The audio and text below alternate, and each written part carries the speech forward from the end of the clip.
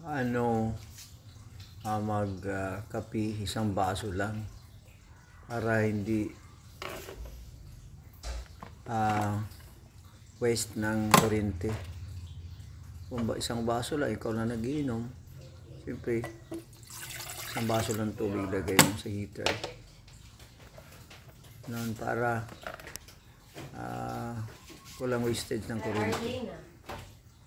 Ganyan, lagay mo yung kape 2 for 1 cup only para hindi masayang. Kung halimbawa hindi mo sobra yung tubig, sayang yung kuryente, tapos tatapon mo lang yung tubig. Yan, ganun lang. O kung tatlo kayo, di 3 baso, ganun lang, para hindi masayang. Yung iba dyan, pinupuno, tapos 1 baso o 2 baso nang gagamitin, tapos tapon na. Sayang yung kuryente. Yan, good for 1 person only. Hopefully nagamit nyo to or nito na. Salamat po.